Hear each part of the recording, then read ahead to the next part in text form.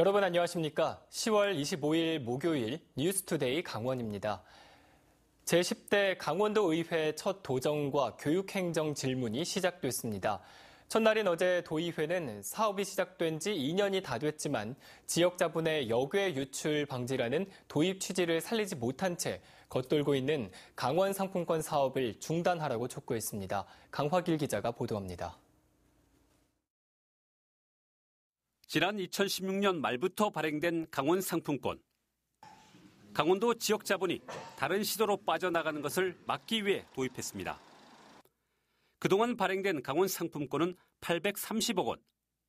이 가운데 실제 판매액은 569억 원에 그쳤습니다. 특히 판매액 중 469억 원은 강원도가 비상경제 운영을 위해서 사들였습니다. 결국 민간에서 산 상품권은 96억 원에 불과합니다. 이에 반해 강원 상품권 판매와 환전 수수료로 농협에 10억 7천만 원을 지불했습니다.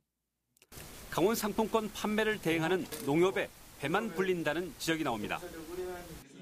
제10대 강원도의회 첫 도정 질문에서 강원 상품권은 도마에 올랐습니다. 함종국 의원은 도입 취지를 살리지 못하는 상품권 사업의 중단을 촉구했습니다. 비용은 30억 4천만 원으로 당초 목적에 부합하지 못하고 많은 비용만 낭비하는 대표적인 예산 낭비 사례로 판단하는데, 이에 대해 강원도는 23% 수준인 사용처를 늘리고 모바일 결제도 도입하겠다고 밝혔습니다. 어떤 발행비라든가 수수료가 좀 가다하고 그다음에 구매라든가 이런 환전할 수 있는 이런 부분들이 종이 상품권이다 보니까 굉장히 불편했기 때문에 그런 이용 활성화에 한계가 있었습니다. 민간에서 20%만 구매하는 강원 상품권. 이대로 사업을 계속 유지하는 것이 옳은지 도민들은 되묻고 있습니다. MBC 뉴스 강화길입니다. 강원도 내 자치단체장들의 선거법 위반 혐의 수사가 속도를 내고 있습니다. 현재까지 수사를 받은 7명의 시장 군수 가운데 6명이 기소 의견으로 검찰에 송치됐습니다. 이윤 기자가 보도합니다. 선거법 위반 혐의로 수사를 받고 있는 도내 현직 자치단체장은 7명, 춘천과 동해, 속초시장 등 시장이 3명이고 양양과 고성, 화천, 양구군수 등 군수는 4명입니다. 이 가운데 이경일 고성군수를 제외한 6명이 기소 의견으로 검찰에 송치됐습니다. 이재수 춘천시장은 예비 후보였던 지난 3월 춘천시청을 방문해 명함을 배부하는 등 불법 선거운동을 한 혐의를 받고 있습니다. 심규현 동해시장은 지방선거를 앞두고 자신의 업적에 대한 홍보 영상을 SNS에 올린 혐의를 받고 있습니다. 김철수 속초시장은 지방선거를 앞두고 열린 법정 토론회에서 허위사실을 발언하고 지난 2015년 부하 공무원을 시켜 입당 원서를 받게 한 혐의를 받고 있습니다. 김진하 양양 군수는 지난해 8월 노인단체에 1,800여만 원의 여행 경비를 지원한 혐의를 받고 있고, 최문순 화천 군수는 지역단체에 2억여 원의 보조금을 편법 지원한 혐의를 받고 있습니다. 조인묵 양구 군수는 선거를 앞두고 자신이 쓰지 않은 책을 출간해 출판 기념회를 연 혐의를 받고 있습니다. 이경일 고성 군수는 선거운동 기간 자신의 캠프 측에서 유권자에게 현금을 건넸다는 혐의를 받아 경찰이 수사를 벌이고 있습니다. 검찰은 6.13 지방선거 사범의 공소시효 만료가 2달이 채 남지 않은 만큼 수사를 신속히 마무리해 기소 여부를 결정한다는 방침입니다. MBC 뉴스 이용입니다. 강릉 주문진중학교 축구부가 지난 8월 평양에서 열린 제4회 아리스포츠컵 국제유소년대회에 참가해 남북 학생 교류에 물꼬를 텄습니다. 오늘부터 춘천에서 열리는 제5회 대회에서는 남북 선수들이 다시 만나고 도내 학생들도 대거 참관합니다. 이용철 기자가 보도합니다. 평양의 상징인 개선문을 통과해 과학자의 거리인 여명거리를 지납니다. 아리스포츠컵 국제유소년 축구대회에 참가하기 위해 강릉 주문진중학교 선수들이 평양을 다녀왔습니다. 좋은 경험을 쌓자고 생각하고 북한이랑 이제 교류도 같이 만나고 하고, 그리고 그 대회 가서 열심히 하자고 생각했고, 그리고 북한 친구들이랑 친해지고. 북한 팀에게 우승을 넘겨줬지만 열흘 동안 평양에 머물며 남북 화해 분위기 조성에 일조했습니다. 기량은 별 차이가 없는데 피지컬 쪽에서는 많이 차이가 나더라고요. 북쪽 애들이 저희 아이들보다 좀 피지컬 쪽에서 많이 뛰어나더라고요. 처음 가보는 것이라 긴장도 됐지만 평양 시민들의 응원에 서로 다르지 않다는 걸 느낄 수 있었습니다. 가기 전에는 저희가 태어나서 죽을 때까지 가볼 수 없는 곳을 간다니까 설렜고, 갔다 온 후는 북한 주민이 너무 착하고 경기 뛸 때 사람 많이 와주셔서 너무 감사했어요. 이번 대회를 통해 새로운 북한 친구들을 사귀고 통일에 대한 희망과 국가대표의 꿈을 꾸게 됐습니다. 거기서 만난 친구 일송이라고 친구가 있는데, 그 친구랑 나중에 국가대표가 되어서 남북 단일팀으로 한번 나가고 싶다는 얘기를 했었는데, 꼭 나중에 커서 같이 한 팀에서 뛰어봤으면 좋겠어요. 국제유소년 축구대회는 남북 학생들이 동질감을 회복할 수 있는 소중한 기회가 됐습니다. 앞으로도 이 남북 교류와 특히 이 교육 교류가 중요할 것 같습니다. 남북에 혹시 남아있는 조그마한 이질감 해소는 자라나는 학생들의 교육을 통해서 가능하기 때문에 주문진 중학교 선수들은 오는 25일부터 춘천에서 열리는 국제유소년 축구대회에서 북한 친구들과 다시 만나기 위해 구슬땀을 흘리고 있습니다. MBC 뉴스 이용철입니다.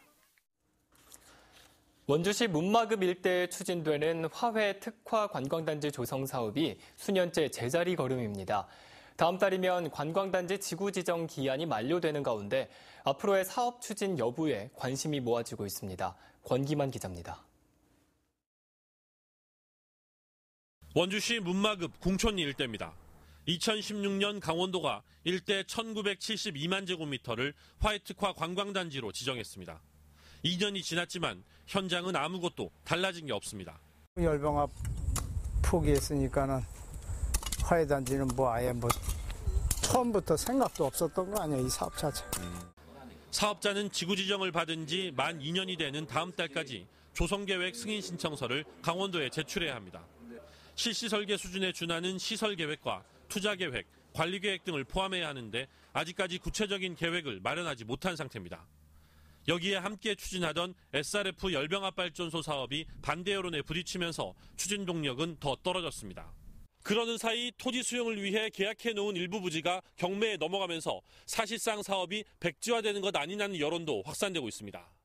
3억 원을 출자하고 역점 사업으로 추진해온 원주시도 잘 되길 바라지만 상황이 좋지 않은 건 사실이라는 입장입니다. 기한이 다가오면서 사업자는 일단 연장 신청을 준비하고 있습니다. 강원도는 사업 추진 의지와 투자금 확보 가능성 등을 검토해 연장 여부를 결정하게 됩니다. 어차피 법적으로는 그 의지가 없으면 지적을 취소를 시켜야 되는데, 그 의지가 있으면 진짜 종합적으로 검토를 해서 이 가능성이 있으면 좀 연장을 해주고. 만약 강원도가 기한을 연장해준다 하더라도 이후 1년 동안 조성계획을 내놓지 못하면 원주 화훼특화단지 관광지구 지정은 자동으로 말소되고 더 이상의 사업 추진은 사실상 불가능해집니다.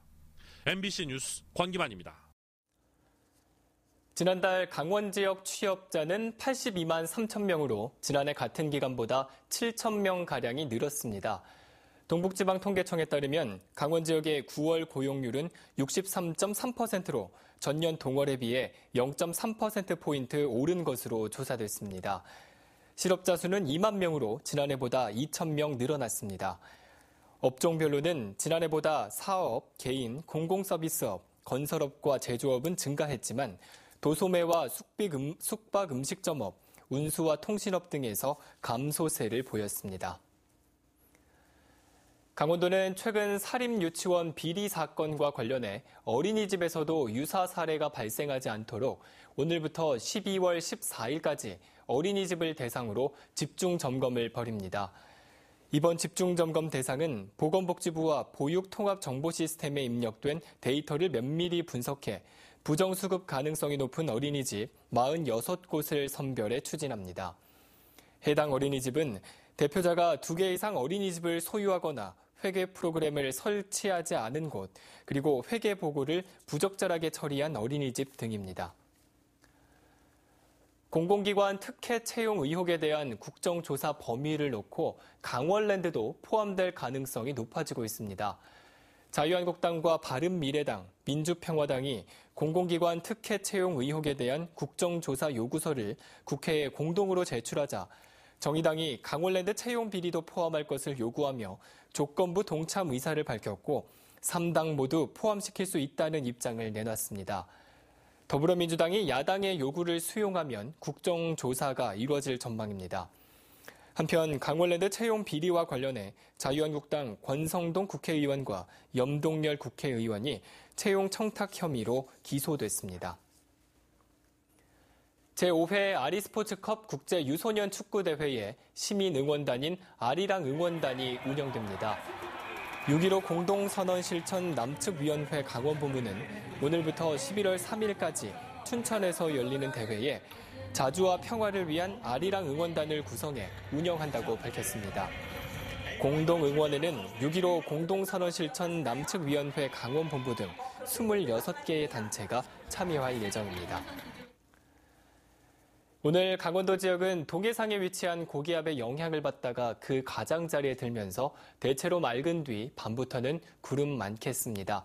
예상 낮 최고 기온은 영동과 영서 모두 19도에서 20도, 강원 산지는 16도에서 17도 분포로 일교차가 크겠습니다.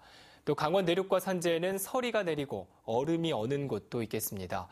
한편 오늘 아침까지 강원 내륙과 산지에는 짙은 안개가 끼겠습니다. 출근길 안전운전 하시기 바랍니다. 그럼 자세한 오늘의 날씨와 행사를 안내해드립니다.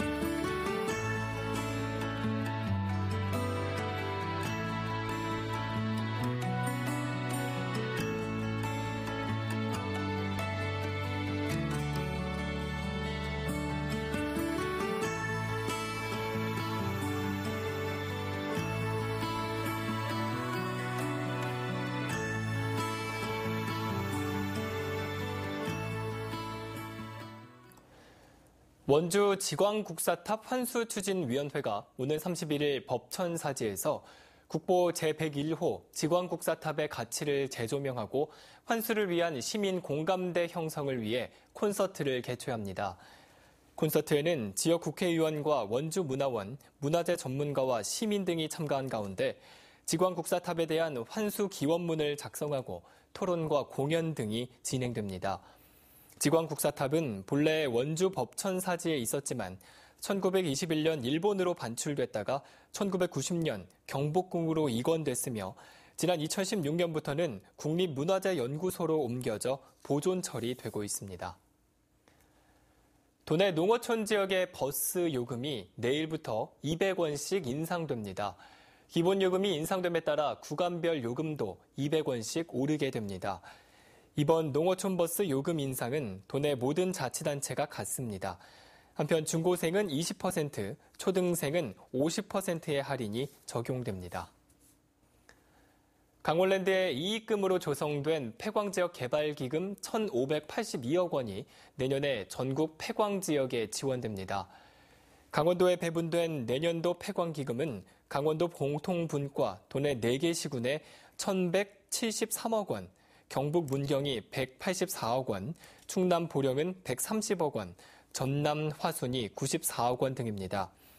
도내 폐광지역은 정선군이 247억 원, 삼척시가 226억 원, 태백시 244억 원, 영월군에 219억 원이 배분됐습니다. 폐광지역 개발기금은 폐특법에 따라 강원랜드 수익금의 25%로 조성되고 전국 7개 폐광지역 개발과 주민소득사업 등에 투자될 예정입니다. 동해시의 사회단체인 동해경제인연합회는 동해안 입구로 이전한 LS전선이 고용 창출과 기숙사 건립, 공장 증설 약속 등을 지키지 않고 있다고 비판하고 조속한 이행을 요구했습니다. 이 단체는 LS전선이 이전할 당시 재정 지원과 신속한 인허가 등의 혜택을 받았다며 이전 당시 약속을 이행할 수 없다면 송정 일반산업단지 2개 블록을 반납해야 한다고 주장했습니다.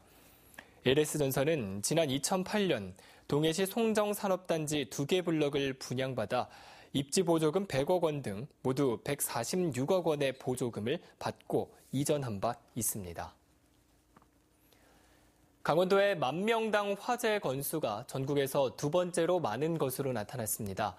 강창일 의원의 국정감사 자료에 따르면 지난해 강원도의 만명당 화재 건수는 15.25건으로 전라남도 15.62건 다음으로 높았습니다.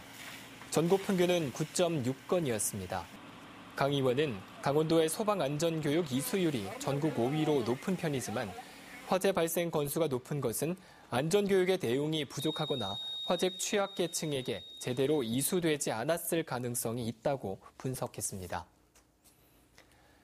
강원도 사회적 경제기업 상당수가 적자를 면치 못하고 있는 것으로 나타났습니다. 강원도 사회적 경제지원센터에 따르면 강원도 사회적 경제지업 1,125개 가운데 547개 기업을 대상으로 재무 실태를 조사한 결과 지난해 기업당 매출은 4억 2,025만 원이었습니다. 연매출 1억 원도 되지 않는 기업이 절반 가까운 44.4%를 차지했고 1억 원 이상 10억 원 미만 기업은 46.3%, 10억 원 이상 30억 원 미만은 5.8%, 30억 원 이상 기업은 3.5%로 나타났습니다. 태백 상공회의소가 폐광 지역의 중소기업 활성화를 위한 법률 개정 건의서를 국무총리실 등 관련 부처에 제출했습니다. 태백 상공회의소는 건의서에서 태백 등 강원 남부 폐광 지역은 석탄산업 합리화 정책 이후 대체산업 부족으로 경기가 침체되고 인구 유출이 심각하다고 강조했습니다. 또 폐광 지역 기업들은 고용 불안과 경영 악화로 어려움이 가중되고 있다며 폐광 지역 중소기업에서 생산한 제품을 수의 계약할 수 있도록 폐특법 개정을 요구했습니다. 1,100억 원을 투입한 도내 산촌 생태마을이 부실하게 운영되고 있는 것으로 확인됐습니다. 김종애 의원의 국정감사 자료에 따르면 도내에 있는 76곳의 산촌 생태마을 중 29곳이 지난 한 해 동안 이용자가 한 명도 없었습니다. 이상으로 뉴스투데이 강원을 마칩니다. 고맙습니다.